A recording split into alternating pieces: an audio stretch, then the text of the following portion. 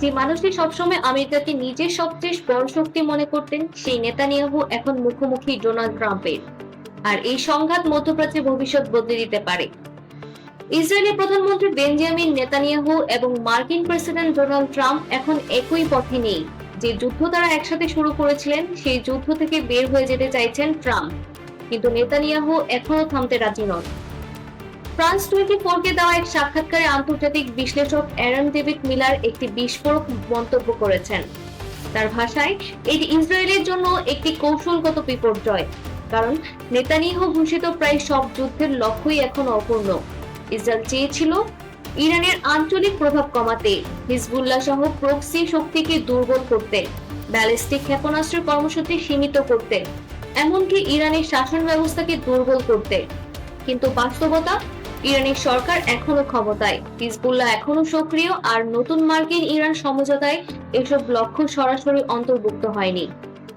কিন্তু এখানেই শেষ নয়, সবচেয়ে বড় ধাক্কা এসেছে লেবানন ফ্রন্টে। ইসরায়েল এখনো দক্ষিণ লেবানন সামরিকভাবে আটকে আছে। অন্যদিকে ট্রাম্প যুদ্ধ কমাতে চাইছেন, কারণ দীর্ঘ যুদ্ধ এখন আমেরিকার জন্য রাজনৈতিক অর্থনৈতিক বোঝা হয়ে উঠেছে। আন্তর্জাতিক সূত্রগুলো বলছে, ট্রাম্প এবং নেতানিয়াহুর মধ্যে উত্তেজনা এখনো প্রকাশ্য পর্যায়ে পৌঁছেছে। ট্রাম্প লেবাননে কিছু ইসরায়েলি হামলার বিরোধিতা করেছিলেন, কারণ তিনি ভয় পাচ্ছিলেন এসব হামলা মার্কিন ইরান আলোচনাকে ভেঙে দিতে পারে।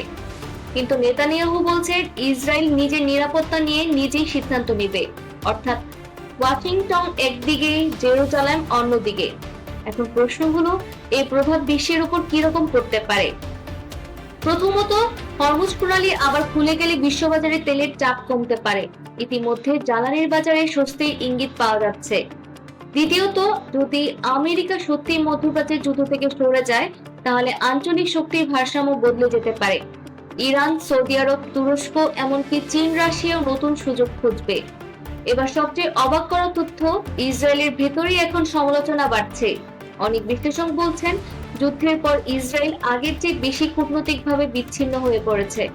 কিছু রাজনৈতিক প্রতিদ্বন্দ্বী তো সরাসরি নেতানিয়াহুকে দায়ী করছেন।